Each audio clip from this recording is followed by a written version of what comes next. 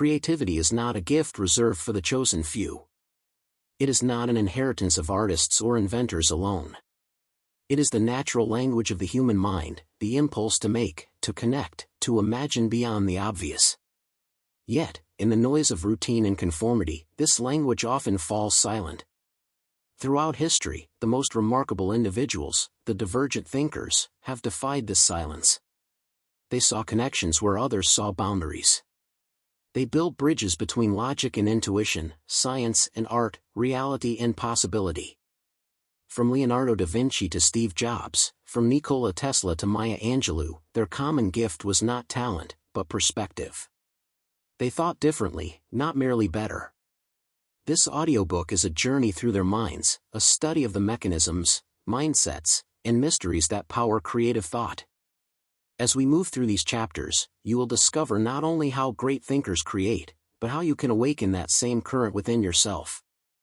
For creativity is not a spark to be found, it is a flame to be remembered. Chapter 1: The Nature of Divergent Thinking.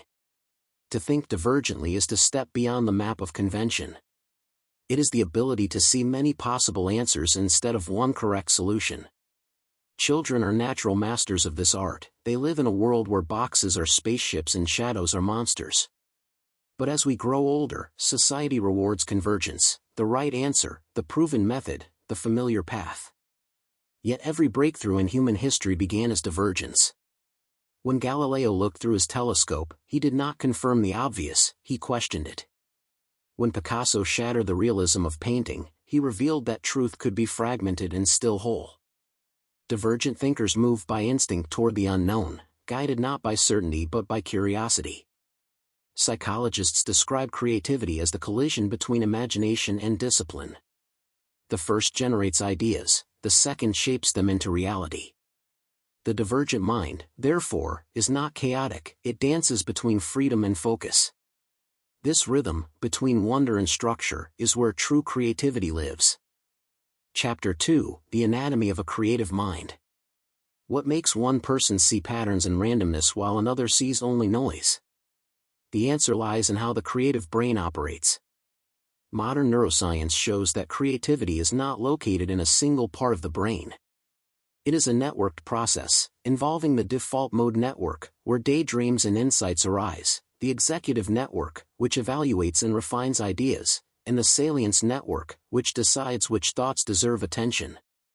A creative mind is one that allows these systems to communicate freely. Divergent thinkers are masters of mental switching. They wander into chaos, collect fragments, and then return to order. Einstein called this his combinatory play, the ability to connect unrelated things until something new emerges. Creativity, at its essence, is not invention from nothing, it is the rearrangement of everything. To nurture this ability, one must cultivate cognitive flexibility, the willingness to let go of rigid patterns of thought. The opposite of creativity is not ignorance, it is certainty. When the mind insists on being right, it stops being curious. Chapter 3: Lessons from the Masters. Leonardo da Vinci, the Polymath's Eye. Leonardo da Vinci's notebooks contain sketches of flying machines beside studies of anatomy, musical instruments beside war machines. To him, knowledge was one infinite field. He once wrote, "Learn how to see. Realize that everything connects to everything else." That was the secret of his genius, not specialization, but integration. Leonardo's curiosity was relentless. He dissected corpses to understand beauty, studied water to understand motion, and observed birds to understand the soul of flight. His creativity arose not from inspiration but from observation. He did not wait for ideas, he chased them. Nikola Tesla, the visionary engineer. Tesla imagined inventions in complete detail before ever building them. He could see every gear turning in his mind, every light flickering into existence. This was not madness, it was creative visualization at its highest form. His imagination was a laboratory, and his mind was the architect of unseen worlds. Tesla teaches us that creativity demands solitude.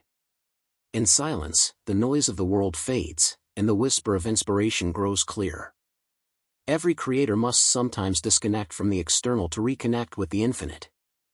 Frida Kahlo, the painter of pain. Frida Kahlo's art was not about beauty, but truth. Her creativity was born from suffering, each stroke of color, an act of rebellion against despair. In her self-portraits, she turned pain into power, identity into art. Her lesson is this: the raw material of creativity is emotion. We do not create despite our wounds, we create because of them. Chapter 4: The Obstacles of Creativity. Every creative mind faces resistance. It comes disguised as doubt, fear, and perfectionism. It whispers that your work is not good enough, that your voice does not matter, that your idea is foolish. But resistance is not a barrier, it is a compass. It points directly toward what matters most. The greater the resistance, the greater the importance of the work behind it.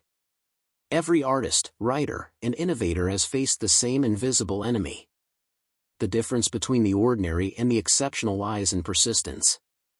Perfectionism kills creativity by replacing flow with judgment.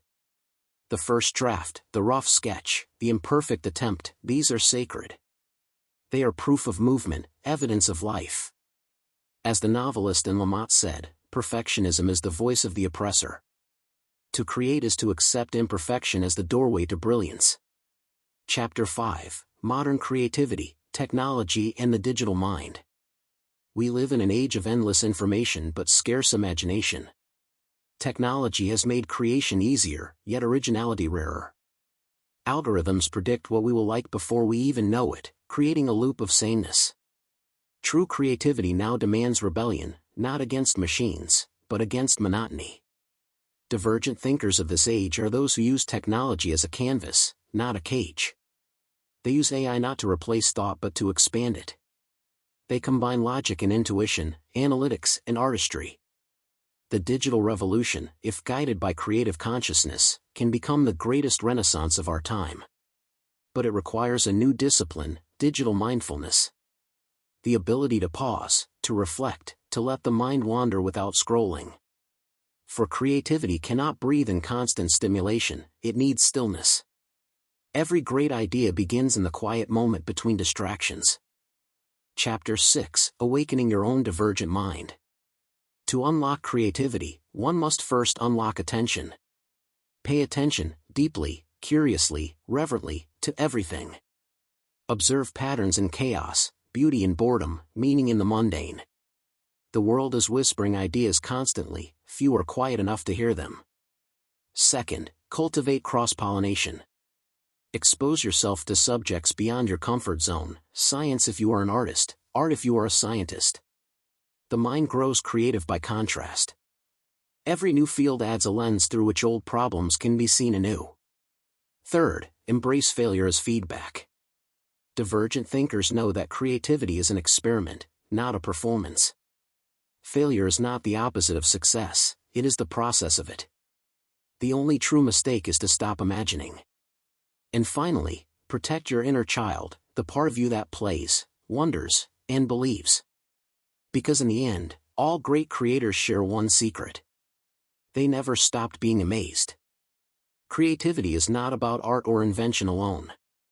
It is the force that shapes civilizations, the silent architect of progress. Every bridge, every poem, every discovery, began as a thought that dared to differ. And that power lives within you, waiting to be remembered. The world does not need more followers of the known, it needs explorers of the unseen. The next great idea, the next great transformation, will not come from conformity, it will come from divergence. To be creative is not to escape reality, but to redesign it. So, as this journey closes, ask yourself, when was the last time you truly imagined? When was the last time you saw the familiar through unfamiliar eyes? For the moment you do, you join the lineage of divergent thinkers. You become part of humanity's most sacred tradition, the tradition of creation. And that, more than genius, more than talent, is what defines greatness. Not the power to think like others, but the courage to think differently.